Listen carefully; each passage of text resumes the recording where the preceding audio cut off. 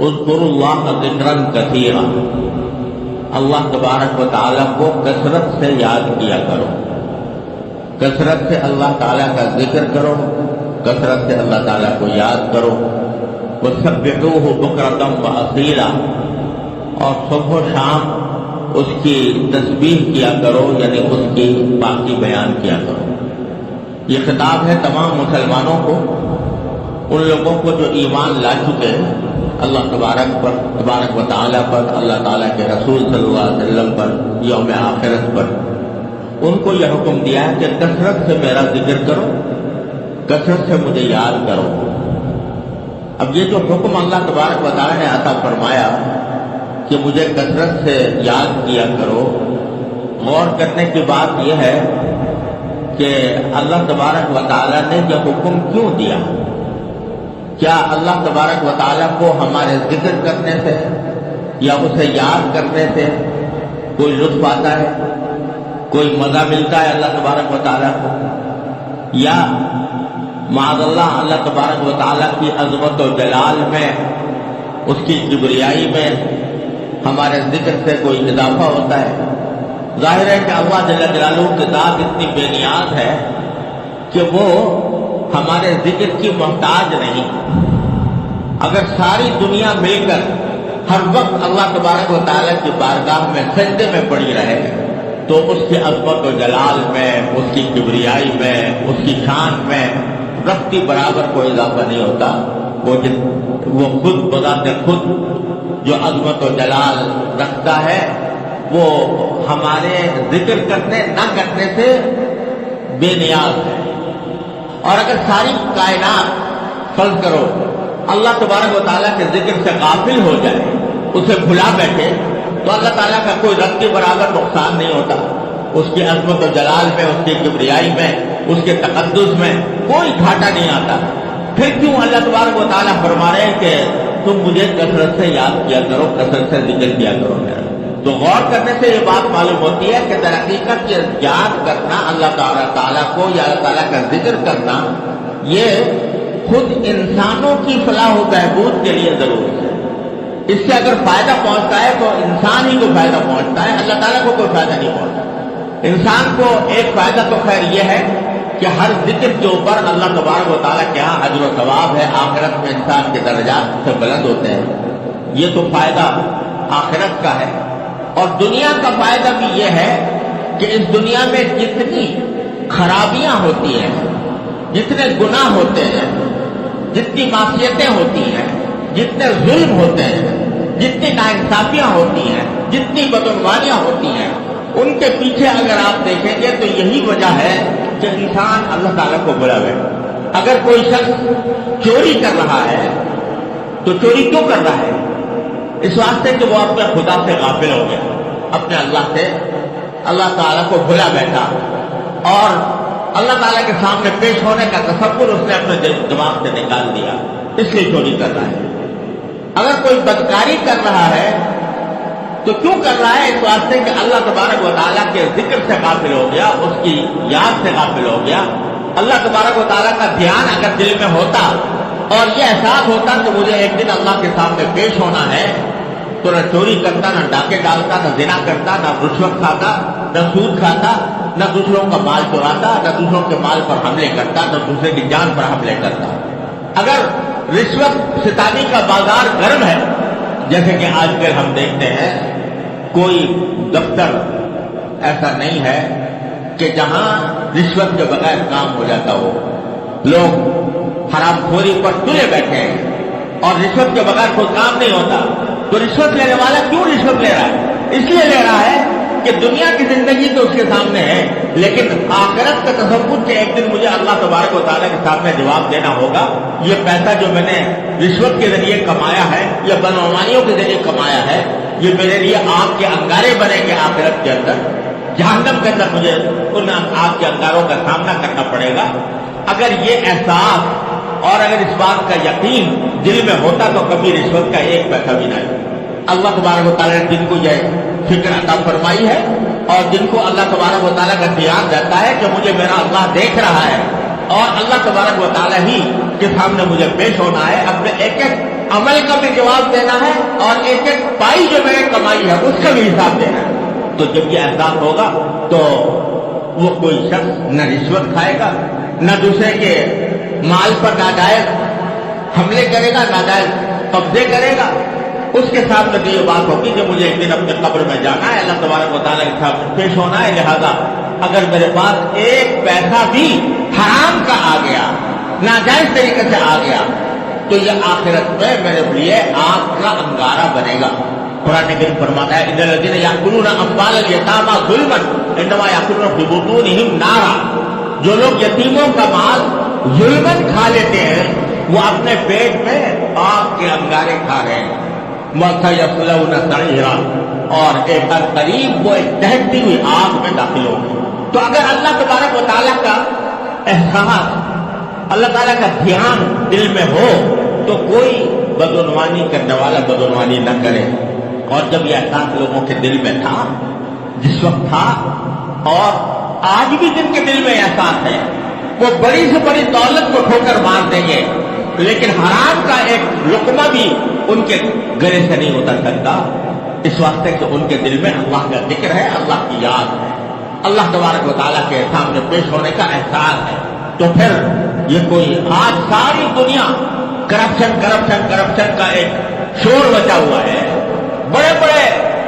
لوگ کہتے ہیں کہ جرائم جو ہوتے ہیں وہ غربت کی وجہ سے ہوتے ہیں، لیکن آپ دیکھیں گے، اگر دیکھیں جائزہ لے کر، تو جتنے بڑے جرائم دولت مند لوگ کر رہے ہیں، جتنے بدعنوانیاں دولت مندوں کی طرف سے ہو رہی ہیں، جتنا کرپشن ان کی طرف سے ہو رہا ہے، غریب آدمی کی طرف سے اتنا نہیں ہو رہا۔ تو اگر غربت سبب ہوتی تو پھر یہ بڑے بڑے دولت مند جو لاکھوں میں کھیل رہے ہیں، کروڑوں میں کھیل رہے ہیں، اربوں میں کھیل رہے ہیں، ان کے ہاں کرپشن کا وجود مٹ چکا ہوتا۔ لیکن یہ دنیا کی دولت ایسی چیز ہے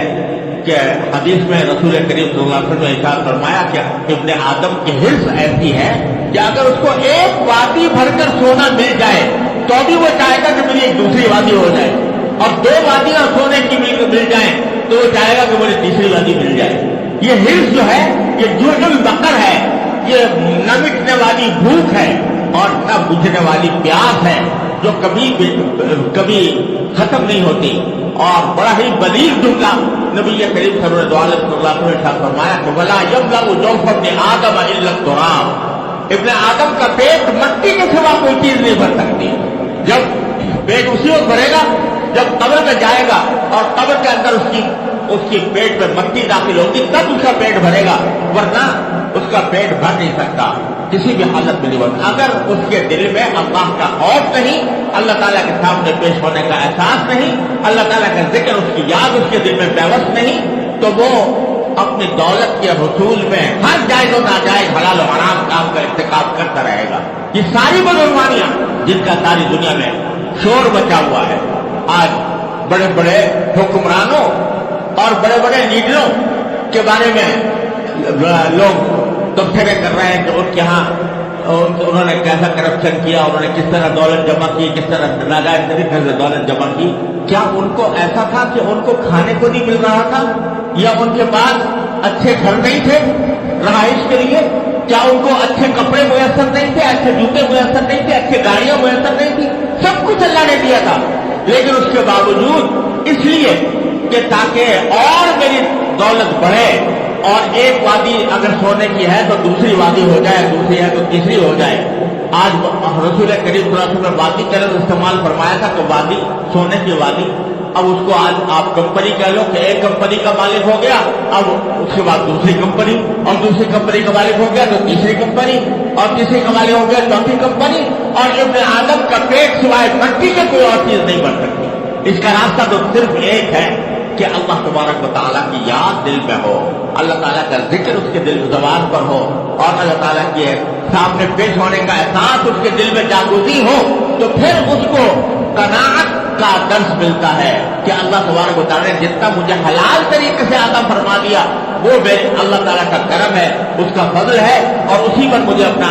اپنے سارے نظام زندگی کو اس سے گرد گھمانا ہے، اس سے آگے میں ایک پیسہ بھی حرام طریقے سے، ناجائز طریقے سے نہیں لوں گا۔ یہ بات صرف اسی شخص کے دل میں آ سکتی ہے جس کے دل میں اللہ کا ذکر پیوست ہو، اللہ تعالیٰ کی یاد پیوست ہو، اور اس کے سامنے اللہ تعالیٰ کے سامنے پیش ہونے کا احساس دل میں جاگزین ہو۔ اس لیے اللہ تبارک و تعالیٰ فرمایا، اللہ کے بندو اگر اپنے آپ کو بدعنوانیوں سے، مظالم سے، ناانصافیوں سے، جرائم سے، گناہوں سے بچانا چاہتے ہو تو اس کا طریقہ یہ ہے کہ مجھے کثرت سے یاد کرو۔ تو یہ اللہ تبارک و تعالیٰ نے ایک ایسا سبق عطا فرمایا ہے کہ ہر مومن کے لیے بڑا عظیم سبق ہے، کیسے اللہ تعالیٰ کا ذکر آئے اور کیسے اللہ تبارک و تعالیٰ کی یاد دل میں پیوست ہو۔ اس کے بہت سے طریقے نبی کریم سرور دو عالم صلی اللہ علیہ وسلم نے تجویز فرمائے ہیں۔ ان میں سے ایک طریقہ یہ ہے جو رسول کریم سرور دو عالم صلی اللہ علیہ وسلم نے جس کی تلقین فرمائی کہ انسان کی صبح سے لے کر شام تک کی زندگی میں مختلف مراحل آتے ہیں، ہر مرحلے کے لیے نبی کریم صلی اللہ علیہ وسلم نے کوئی دعا، کوئی ذکر تجویز فرمایا۔ صبح کو جب بیدار ہو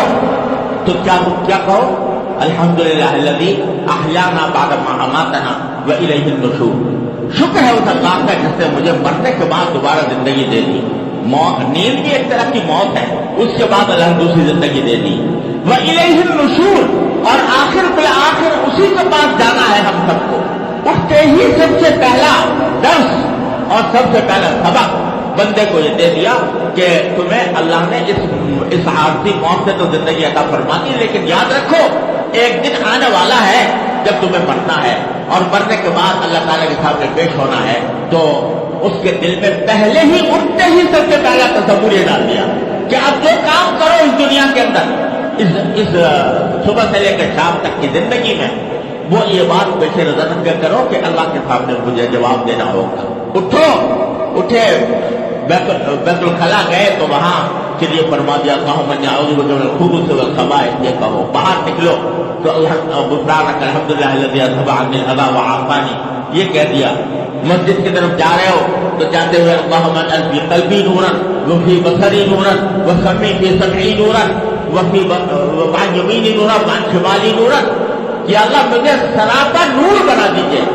مسجد میں داخل ہو رہا ہوں تو کہا اللہم افتح لی ابواب رحمتک، اے اللہ میرے لیے دروازے رحمت کے کھول دیجئے۔ نماز تو ہے ذکر نماز، اس کے بعد وہاں سے باہر نکلے اللہم انی اسألک من فضلک، یا اللہ میں دنیا کے کاروبار میں نکلنے والا ہوں تو میں آپ کا فضل چاہتا ہوں کہ مجھے آپ کا فضل ملے، یعنی اللہ تعالیٰ کی طرف سے حلال روزی ملے۔ اس بات کا کی دعا اللہ تعالیٰ سے کر لو۔ گھر میں داخل ہو تو یہ کہو، جب گھر سے باہر نکلو تو یہ کہو، سواری پر سوار ہو تو یہ کہو۔ یہ تلقین فرمائی ہے نبی کریم صلی اللہ علیہ وسلم نے ان دعاؤں کی۔ لوگ ان دعاؤں کی قدر و قیمت نہیں سمجھتے، لیکن حقیقت یہ ہے کہ یہ بہت بڑا عظیم ذریعہ ہے اللہ تبارک و تعالیٰ کے ساتھ تعلق قائم کرنے کا، اور اللہ تبارک و تعالیٰ کی یاد دل میں پیوست کرنے کا۔ جب آدمی سوچ سمجھ کر یہ دعائیں کرے گا تو اس کو اللہ تعالیٰ کے ساتھ تعلق مضبوط ہوگا، اور اللہ تبارک و تعالیٰ کی